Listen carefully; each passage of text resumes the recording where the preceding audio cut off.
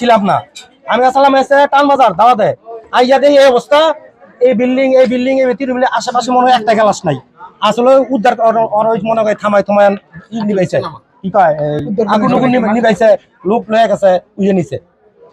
কি বিকট একটা শব্দ হয়েছে। শব্দ হওয়ার পরে আমরা যারা আসছিলাম সবাই দৌড়ে আসছি।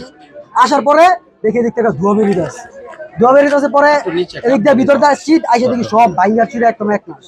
তারপরে আমরা মনে করেন এদিকে ভিতরে আমাদের এক ভাই ছিল, ওনারে বের করে আগে হসপিটালে পাঠাইছি। হসপিটালে পাঠানোর পরে আমরা তারপরে বড় ভাইরা যারা আসছে তাদের বলছি, তারা ফায়ার সার্ভিস দিয়ে এখানে আসছে।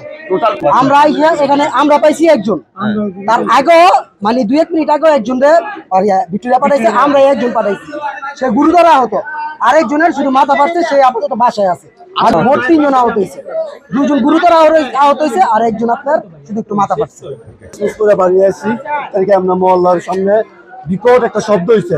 বিকট শব্দ পাউস পেয়ে আমরা দৌড়ে আমরা ভাইদের সব দৌড়ে আসি। দৌড়ে আছি কিন্তু আগুন জ্বলতেছে, আগুন সব ভাঙ্গা, বাড়ির সব গ্যালাস মুলাস ভাঙ্গো। ওরা আমরা আগুন নিয়ন্ত্রণে আনছি। আগে নিয়ন্ত্রণে ওই ঘরে একটা লোক ওইটা আসলো বাসুতিতে গুরুতরটা হতো, অনেক তুইলা নিয়ে আমরা আগে হাসপাতাল পাঠাইছি চিকিৎসার জন্য। আমরা 2 জন আগে আগে পাঠাইছে, আমরা একজন আহত পাইছি। মোট 3 জন আহত, 2 জন গুরুতর আহত, একজনের মাথা মোটা আছে, একজন বাসায় আছে।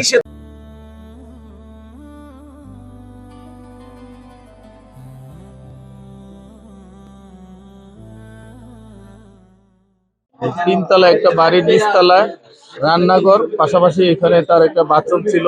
এই রান্নাঘরের লাইনে গ্যাস লিকেজ ছিল।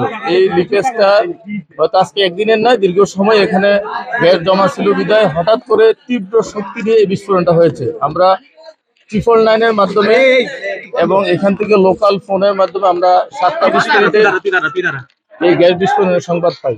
সন্ধ্যা 7টা 20 মিনিটে গ্যাস বিস্ফোরণের সংবাদ পাই।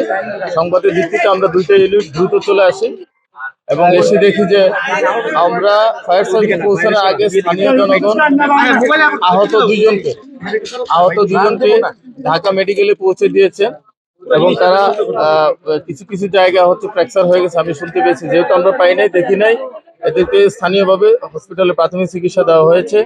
তবে এই এত বড় বিস্ফোরণের পিছনে মূল কারণ হচ্ছে এই লাইনে বাসার মধ্যে যে তিতার গ্যাস ছিল, এই তিতার গ্যাসটার নিচে লাইনে এবং ড্রেনে জমা ছিল। দীর্ঘ সময় এই জমাকৃত গ্যাসটা একটা বিকট শব্দ হয়েছে, বোম বিস্ফোরণের মতো হয়েছে এখানে। তো এই শব্দের কারণে এই নিচে দেখেন ভবনের অনেকগুলি আপনার ওয়াল ভেঙে পড়েছে। 500 একটা বিল্ডিং এর 3 তলা 4 তলা নিচতলা 2 তলা পর্যন্ত গ্লাসগুলো সব ভেঙে রাস্তা